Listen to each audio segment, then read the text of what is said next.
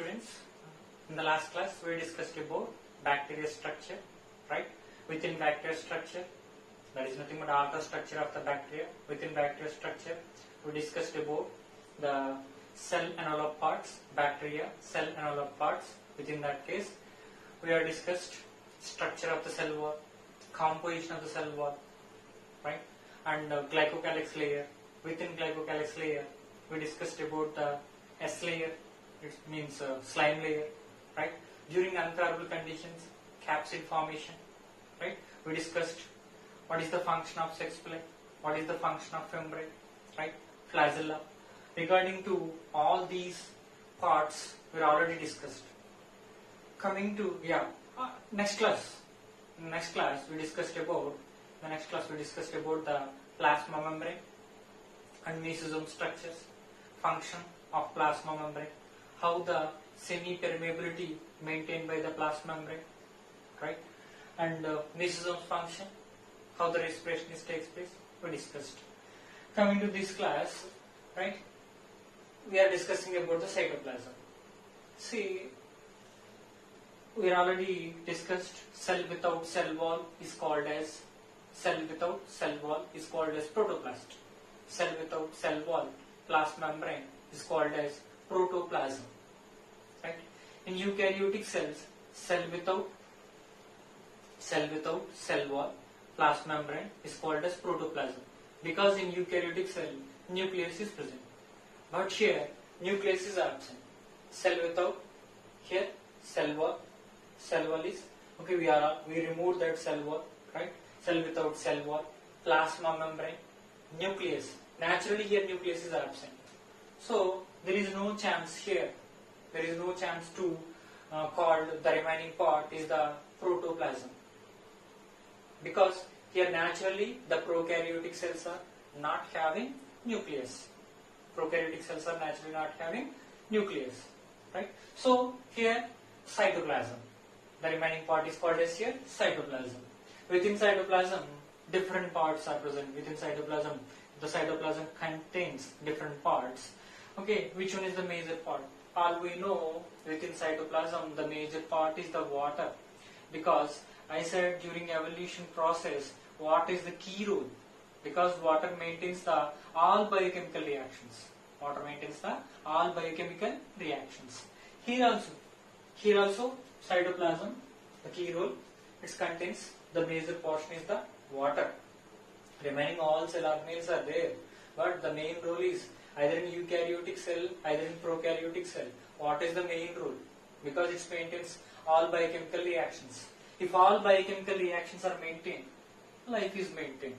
If biochemical reactions are not takes place, there is no chance to maintain the life. Right? So here within that cytoplasm, right, the next part is here genopore. The part is called as genopore or nucleoid. What is genopore? What is nucleoid? See, within cytoplasm, the next important part is the genopore or nucleoid. See, the bacteria cell, this is one of the bacteria cell. The bacteria cell contains the main genetic material is called as nucleoid or genopore. Bacteria cell contains the main genetic material is called as nucleoid or genopore. Always any living cell contains the DNA structure is double-stranded DNA. Double-stranded DNA. Any living organism. Okay, I am not talking about here viruses. Other than viruses, remaining all living cells contains that genetic material is the double-stranded DNA. Here also double-stranded DNA. So the genopore, nucleoid, okay, that is nothing but main genetic material of the bacteria, right? And this one is also called bacterial chromosome. This is also called single bacterial chromosome or bacterial single chromosome. Bacterial or bacterial single chromosome. Right? So what I am telling here, other names of the main genetic material, one is called as genopore, other one is called as nucleoid. Okay, this one is also called bacterial single chromosome or bacterial chromosome. Right? And next one, this is the main genetic material we already discussed. Right? What is the use of DNA? What is the use of DNA? See, either in eukaryotic cells, either in prokaryotic cells, what is the use of DNA? The best example within human beings. Okay, what is the use of DNA? The DNA transfers the characters from one generation to another generations. Generally, DNA transferred from one generation to another generation. DNA is transferred. If the DNA is transferred, okay, the characters also transferred. The DNA mainly passes the characters from one generation to another generation. Simply, DNA transfers the characters from one generation to another generation. Right? So, how this is possible? How DNA have the capacity to pass the characters from one generation to another generation? Best example, most of the students, okay, if I ask the question, you look like father or mother, some students, okay, some students will say, okay, I look like mother, I look like father. Okay, here, why? Okay, if anyone asks the question, why I am look like father, why I am look like mother? Because definitely I will say the characters are passing from one generation to the another generation by the DNA, by the DNA sequence, characters are transferred. By the DNA sequence, the characters are transferred. Majority of the genes are belongs to the mother. Maybe the person look like mother. Majority of the characters are majority of the genes are belongs to the father. Maybe the person look like father. Okay, I'm saying just examples. Majority of the cases. So some cases may be mixed. So here what I'm telling, here bacteria contains genetic material also transferred from one generation to the another generation. So if the DNA is transferred, characters are transferred. The bacteria characters are transferred from one generation to the another generation. The best example here, one of the lactobacillus bacteria is there. That lactobacillus bacteria, it's involved in the production of curd. We know fermentation process.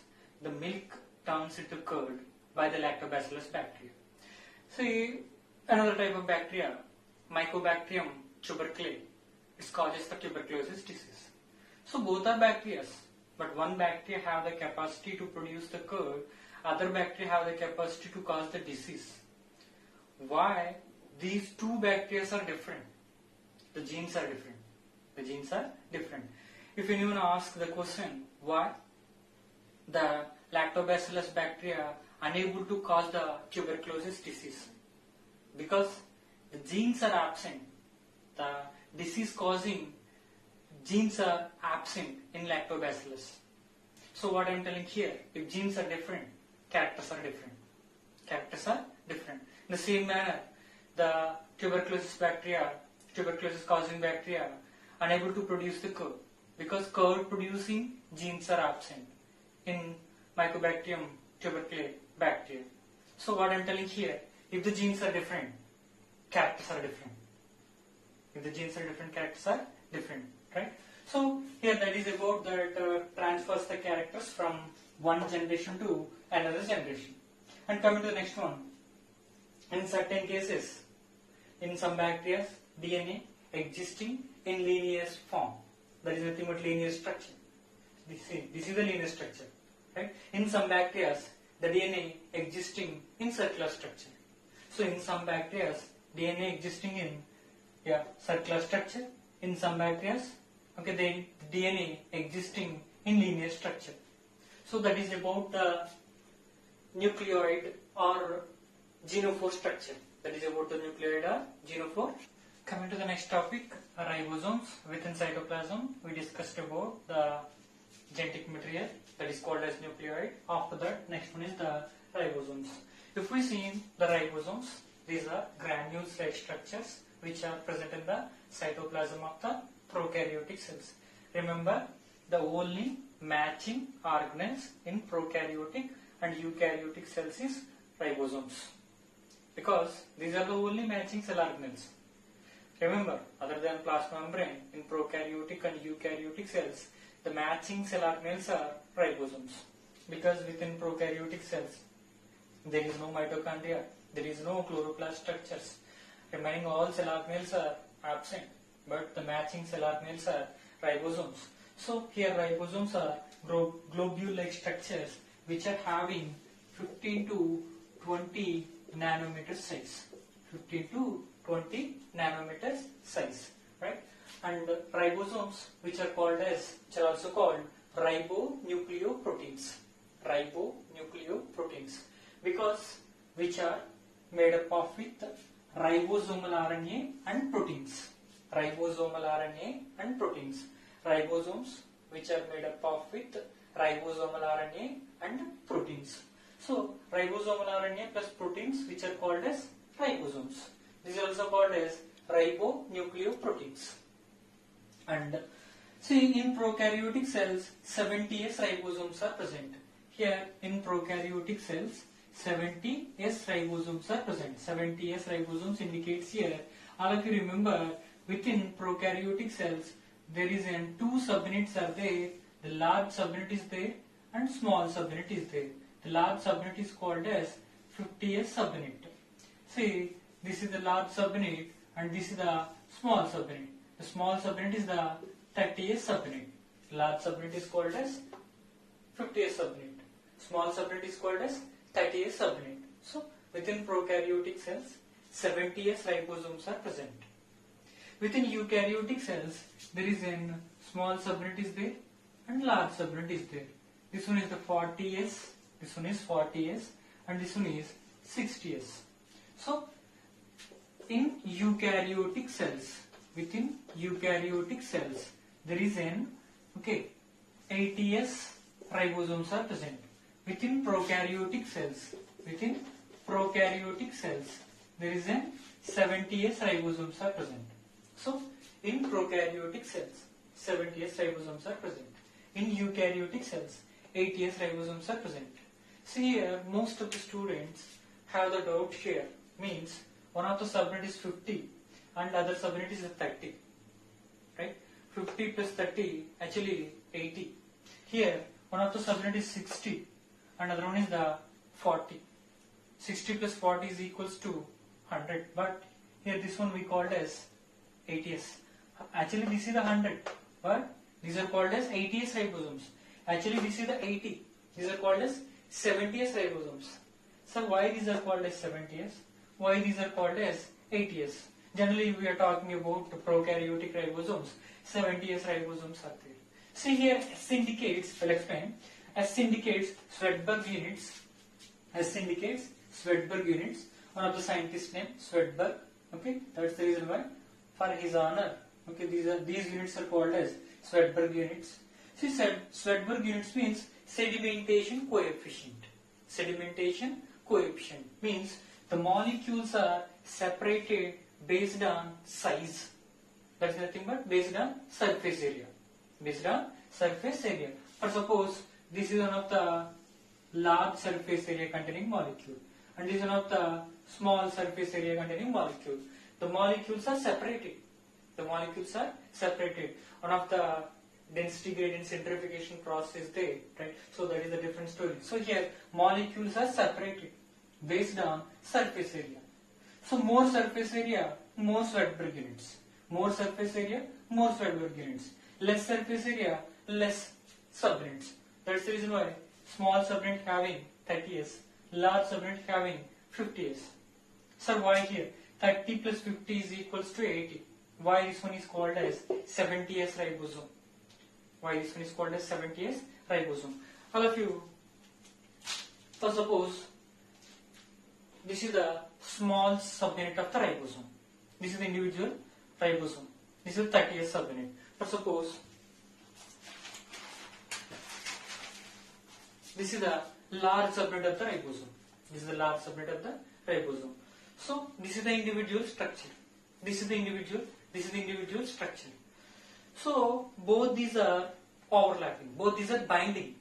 The 30 plus 50, both these are binding. So once the binding takes place, surface area is decreased.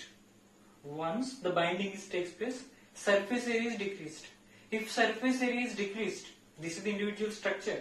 This is the individual structure. During binding, certain surface area of the small subunit, certain surface area of large subunit is decreased. Once the surface area is decreased, the 50 plus 30 not equals to 80. 50 plus 30 is equals to 70, because always the sedimentation coefficient depends on surface area. If surface area is decreased, Svedberg units are decreased. If surface area is decreased, Svedberg units are decreased. Right? So that is about the 50 plus 30, that is not equals to 80, that is equals to 70. Protein synthesis. What is the major function of the ribosomes? Ribosomes are majorly involved in protein synthesis process. Remember, any cell, either in prokaryotic cells, either in eukaryotic cells, ribosomes are involved in protein synthesis process. Right? So, how the ribosomes have the capacity to synthesize the proteins? How the ribosomes have the capacity to synthesize the proteins? Ribosomes having one of the important enzyme. Name of the enzyme is peptidyl transferase. Name of the enzyme is the peptidyl transferase. So, one of the peptidyl transferase enzyme is there. That enzyme responsible for the synthesis of proteins. So, peptidyl transferase enzyme that is present within ribosomes involved in protein synthesis. Protein synthesis, right? And ribosomes are amembranous structures. Around the ribosomes, membrane is absent. Around the ribosomes, membrane is absent. So, in prokaryotic cells, one of the polyribosomes or polysome structures are present. Polyribosomes or polysomes indicates here one of the mRNA is present. That mRNA contains the many number of ribosomes. So, many number of ribosomes are attached to the single mRNA structure. Single mRNA structure. So, here many, that is nothing but poly. Many number of ribosomes are present. So, the structure is called as polyribosomes. So, these are also called polysomes. These are also called polysomes. So, that is about the ribosomes. Ribosomes are involved in protein synthesis process. So, protein factories are ribosomes. Protein factories are ribosomes. Why ribosomes have the capacity? Peptidyl transferase enzyme. Remaining, okay, all cell organelles, especially any cell organelle other than ribosomes, not have the capacity to synthesize the proteins. Proteins are the, okay, synthesized by ribosomes. Proteins are synthesized by the ribosomes.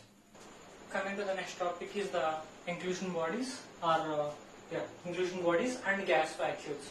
So here the inclusion bodies which are amembranous structures, means which are not bounded by any membrane, especially involved in storage of food material. Within bacteria, cytoplasm, there is a storage food material is there. The storage food material is called as inclusion bodies. Inclusion bodies, which are not bounded by any membrane. Right? Storage granules. These are also called storage granules. These are also called volutin granules. So the storage food material is called as inclusion bodies, volutin granules, storage granules. Right? And storage of the food. The main concept is here storage of the food material within bacteria, cytoplasm. Some of that bacteria stores phosphates. So these are called as phosphate granules. And some of the bacteria stores nitrogen or the carbon. These are called as cyanophacian granules. So phosphate granule stores the phosphate. Cyanophacian granule stores the nitrogen or the carbon compounds. Right? And glucose stored in the form of glycogen. Some bacteria stores glucose in the form of glycogen. Right? And lipids. Lipids are stored in the form of droplets. These are also called lipid droplets or oil droplets. Lipid droplets are oil droplets. That is about the inclusion bodies. Simply storage food material. And coming to the next one, gas vacuoles. See, the bacteria is having very specialized vacuoles. Actually, these are not seen in any eukaryotic cells mostly. Right? Okay, these are only seen in prokaryotic cells, especially in bacteria. These are called as gas vacuoles. Right? See, gas vacuoles contains gases. Gas vacuole contains gases. What is the use of gas vacuoles? which are majorly supporting for the buoyancy of the bacteria. For suppose one bacteria surviving within water, so the bacteria buoyancy floating, the bacteria floating majorly done by the gas vacuoles. Within air, the bacteria floating. So buoyancy majorly done by the gas vacuoles. Gas vacuoles are supporting for the buoyancy of the bacteria. Right? Absorbs, the next important function of the gas vacuoles, absorbs harmful rays. For suppose one of the bacteria exposed to the UV rays, the UV rays are absorbed by the gas vacuoles. The UV rays are absorbed by the gas vacuoles and prevents the DNA damage. So what happens if the bacteria cells are exposed to the UV rays? This is the bacteria and this is the DNA. If the bacteria exposed to the UV rays, if the bacteria exposed to the UV rays, DNA damage takes place. So prevent the DNA damage by the absorption of harmful rays. By the absorption of harmful rays. Right? Examples are here. Blue-green bacteria contains the gas vacuoles. Purple bacteria contains the gas vacuoles. And green photosynthetic bacteria contains the gas vacuoles. So that is about storage food material and the gas vacuoles. See the gas vacuoles, this is very different. These are only seen in prokaryotic cells. The gas vacuoles are only seen in prokaryotic cells. Right? So that is about the inclusion bodies and the gas vacuoles. Within bacteria, the last topic is the plasmids. We already discussed. Plasmids are extra chromosomal, circular, double-stranded DNA. Extra chromosomal, circular, double-stranded DNA molecules, which are called as plasmids. See, the plasmids again classified into three types. Again, the plasmids are classified into here. Three types are there. Here, the first one is called as F plasmids. F plasmids are there.